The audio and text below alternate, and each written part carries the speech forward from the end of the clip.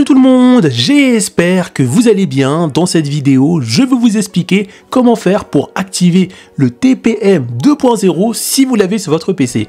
Parce que vous êtes peut-être potentiellement beaucoup à avoir le même problème que moi. Par exemple, si je vais ici pour vérifier si mon PC est compatible Windows 11, tac, presque tout est bon, sauf la seule chose qui me manque, comme vous pouvez voir, c'est que j'ai pas le TPM 2.0 activé.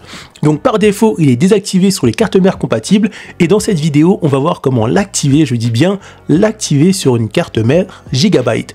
Peut-être que pour d'autres cartes mères, ça va être dans d'autres options mis différemment, mais moi, je vais vous montrer comment comment l'activer sur une carte mère Gigabyte. Peut-être que ça va être pareil sur votre carte mère, si c'est MSI ou autre, mais sachez que sur la carte mère, on ne va pas retrouver le nom TPM, mais plutôt TPP ou TTP, mais vous allez voir par la suite. N'hésitez pas à liker cette vidéo, pensez bien à vous abonner, et on est parti. Maintenant, on se retrouve directement avec mon téléphone pour filmer, parce que pour activer le TPM 2.0, il faut forcément aller sur le BIOS de ma carte mère, et je ne peux pas enregistrer l'écran de mon PC quand je suis sur le BIOS de ma carte mère.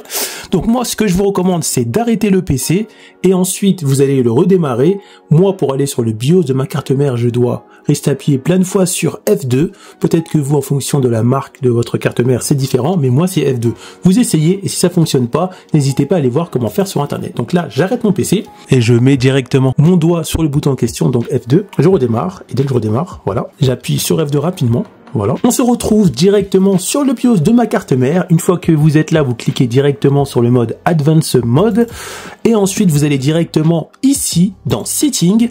Dans Setting, on a différentes choses. Vous cliquez sur celui-là, donc le Miscellaneous, je sais pas quoi.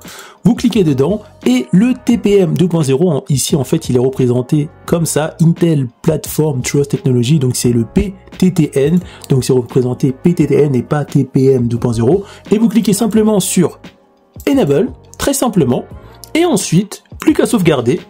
Donc je fais sauvegarde et exit, et on se retrouve après sur le PC, et vous allez voir que quand on va refaire le test, ça va marcher. Maintenant, on se retrouve à nouveau sur le PC après avoir activé le TPM 2.0. Je clique sur à nouveau vérifier le PC, et comme vous pouvez voir, cette fois-ci, le PC correspond aux exigences. Tout est vert, on va cliquer quand même sur afficher tous les résultats pour être sûr, et on peut voir que cette fois-ci, cette case est bien coché en vert, donc le TPM 2.0 est activé.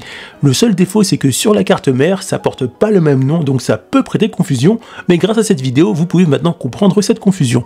On arrive à la fin de cette vidéo, n'hésitez pas à me dire en commentaire si ça a marché pour vous, si vous avez pu installer Windows 11 sans souci, etc., mettre un like pour me soutenir, et on se retrouve pour d'autres astuces. À plus!